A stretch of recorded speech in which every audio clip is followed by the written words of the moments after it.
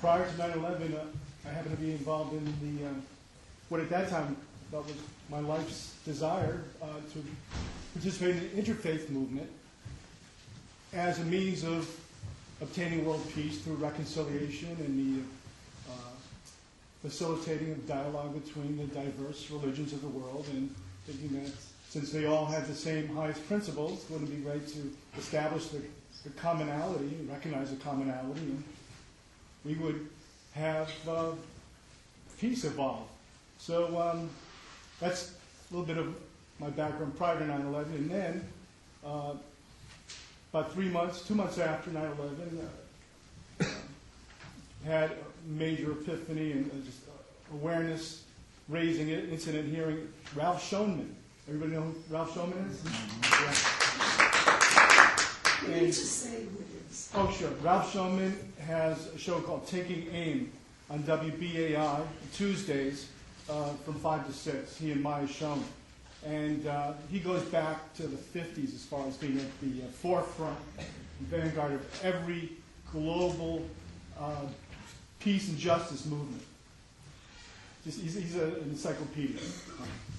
And so that's a little bit of my background prior to 9/11, and then spent the last 8 years just about here now just doing research and activism, event organizing and traveling to conferences and writing and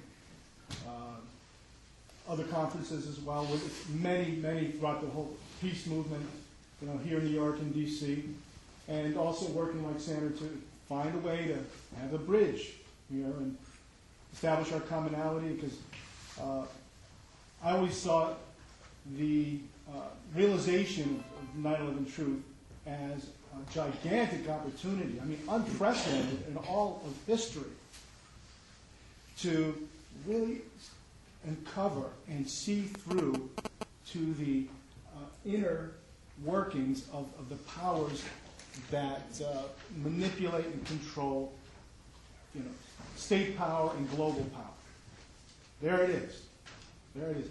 And the other thing about 9/11 is it's a window into, for me, I think many others, a window into understanding some history, which we never, it was there but kept from us. I found a document on the internet, How to Start a War. That's it. That's the name of it, How to Start a War. And it listed every war since 1848, the Mexican-American War, and every one up till Gulf War I, I believe, at that point. And no, Gulf War II. And if you just study each one of those, you will find deception, orchestration, machination of U.S. imperial power. Okay. So once you get that history, and then another piece of history, let me ask everybody, just a show of hands, how many people know and heard of Operation Northwoods? Okay, guess what? That's not a lot of hands. See, this is part of why we are where we are. Operation Northwoods, please remember that, and go home and look it up on the internet. You'll read this for yourself. It's not a lot to read. 1962, there was a plan by the Joint Chiefs of Staff to orchestrate a terrorist attack in the United States, especially down the Florida area, and blame it on Cuba. Blame it on Castro as a pretext to invade Cuba and take regime change in Cuba. That's it in a nutshell. So pretty serious. Now that was 62. They took it to JFK. JFK said, "You guys are nuts. You're crazy. You're out of your mind. No, we're not doing this." So that's Operation Northwoods. History. When you piece things together, and then leading up to the events of 9/11, so important. Everybody, I'm sure, is aware of the Gulf of Tonkin incident, Vietnam. Yes. Okay. Then, of course, throughout the 70s and 80s, the secret wars through South America, and 93 Trade Center bombing. Very important to know that bomb, especially now because of Lynn Stewart and her indictment and conviction. This is outrageous. But the 93 Trade Center bombing, and this is documented, that it was an FBI operation. And this is, you can look this up. I wish people had notes to take. You could write this down, look it up for yourself. Ralph Schoenman depicts this beautifully. And then jump ahead 2 years to the 95, the Oklahoma City bombing. Oklahoma City bombing, we're told there was this guy in a pickup truck, and a truck bomb blew off half of this gigantic building.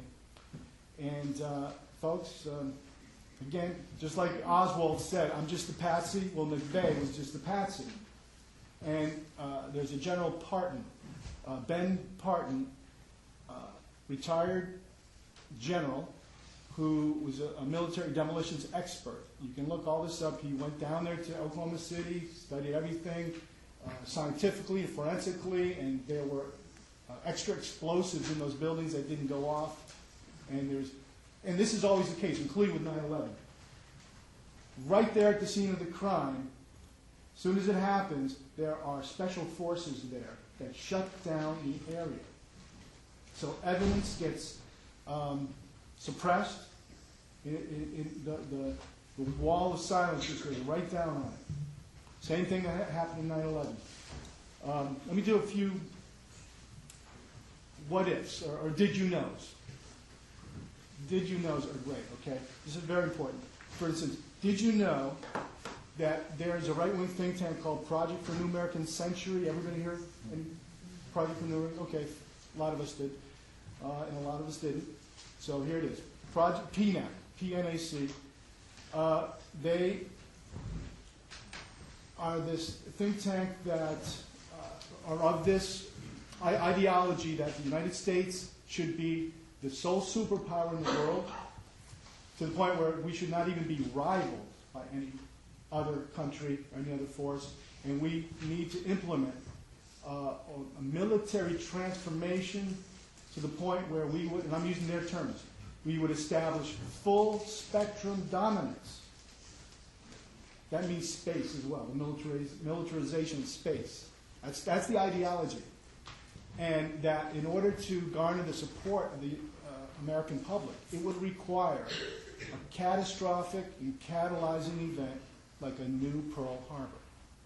Now this is in their paper called Rebuilding America's Defenses. It was published 1 year before 9/11. So there it is. There it is. Look it up. You'll find it on the internet. But although they did take their site down, right? After the site's been taken down. It's still available. Still available. Still fine. And who's on it? How about this? Richard Pearl, know that name? Mm-hmm. Paul Wolfowitz, Jeb Bush, Irving Kristol, Donald Rumsfeld, Paul Kagan, John Bolton. You ever know John Bolton? Yeah. Good. Okay. So, pretty connected. And Dov Zakon. Okay. Okay. That was a big did you know there. I want to do a few more. Did everybody know, first of all, how many people did not know that a third building, Building 7, fell, demolished that day? Was that the one in Pennsylvania? No. We'll talk about Pennsylvania. Okay, very important. This is the third building. I won't cover that because Sandra already did. How about this? Did everybody know that the steel, the huge girders that were forensic evidence were cleared away as fast as possible, never analyzed, shipped overseas and melted down, and then wound up, much of it, in a ship's hull that was just in New York Harbor a few months ago, called the USS New York.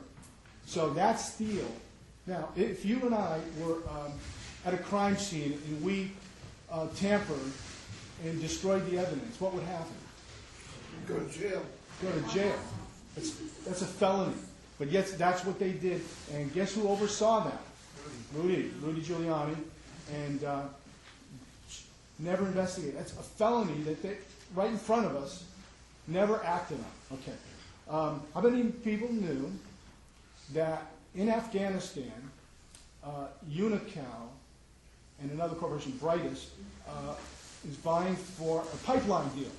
Because out of the Caspian Sea, there's huge gas and oil reserves, and the only way to get it out is through Afghanistan, then down through Pakistan to the Indian Ocean, a pipeline. I think that's why we're there now, not because of Taliban. You know, okay, that's serious. That there's a report. I forget the source. I think it was the Indian Times or the French newspaper, like Figaro, reported on this, saying that we had the United States met with the Taliban, saying this is in the summer of 2001, saying that we will either give you a carpet of gold or a carpet of bombs. And once the Taliban would not negotiate for this pipeline deal, or wanted too much of a percentage of the money, the revenue, then the word went out. There's going to be war in Pakistan by October. I'm sorry, in Afghanistan by October. Important stuff to know. And yet, it's there. I'm raising these points because this is all factual, all reported on. This is not conspiracy theory. This is building the case here, and we all need to do it. I urge everybody to pick up some of the books. There's some in the back, by the way, or go to a website like 911proof.com. See, you can see some great movies online for free. One is 9/11 Revisited.com, another Loose Change, and there are many others. And so, let me ask you, how's your shock and awe meter? How you shock and awe? Well, this is just shock and awe. This is, you know, Frank was talking about the level of evil. Sandra as well. What's so difficult, I think, for us all in this time is that the level of evil in shock, it just maxes out the human circuits. It's just beyond comprehension for the most part, and the people, the forces behind us know and realize that. You realize that Hitler's minister of propaganda, Goring, said, you know, it's easy to say. Goebbels, not Goring. Goebbels. Goebbels. Was it Goring? Herman Goring. Goebbels. One of those two. One of those two said, it's easy to start a war. Just tell the people they're being attacked, and then denounce the peacemakers for being unpatriotic. It's still going on. Still going on. And so here's what I think is a dilemma. This is a very... I see opportunity, huge opportunity, but there's a lot of growth that's got to happen. Okay? And here's what we're up against. You know how there's personality types, right? Type A, type B, type C. You know, if you brush your teeth and comb your hair at the same time in the morning and read the newspaper, you're an A. So with type A, when it comes to political awareness, type A says, give me the whole truth. Go ahead. I know it might be difficult, but I'm tough. I want to know because that's the only way I can understand my world. Okay, that's type A. Type B is, yeah, I'm into the truth up to a point. Beyond that, not going there. Type C is, forget about it. America is the shining light of the world. We would never do anything illegal or unconstitutional. You're crazy. Those evil people are out there trying to get us, and we're the best. That's type C. Type D, knows the criminality and the illegality of in our history of it all, and unfortunately won't speak it out. Won't raise the issues. Won't do anything about it. It's about either self-preservation or thinking that there will be such a meltdown in the system that it'll be chaos and civil war, and no, we got to keep the status quo. So What do we need? I say we need type A. We need the whole truth, because partial truth is dangerous. Partial truth will only prolong this centuries-old domination of a few evil forces that see us as their prey. Very clear about that, especially if you study the financial system, which I've been doing a lot of lately, due to the fact that I'm in litigation with some credit card companies. Yeah, I just won 2. I just beat 2 of them. All right. You can do it. So, I just want to finish by saying that there is solid information that supports the fact that 9/11 was in fact a false flag operation for the purpose of solidifying and extending U.S. power abroad and at home over us, and that we have an unprecedented opportunity. If we take the right action, if we use our own power of our own speech, our own networking to get informed and inform others, because this is grassroots. This is all about going viral, and if we do so, guess what we change? We change consciousness. And once we change the consciousness of this country and this world, and it is happening, we just have to continue it, keep adding to it, then organically we stand a chance of reclaiming the principle and the promise of what this country was built on, which is liberty, freedom, justice for all. Thank you.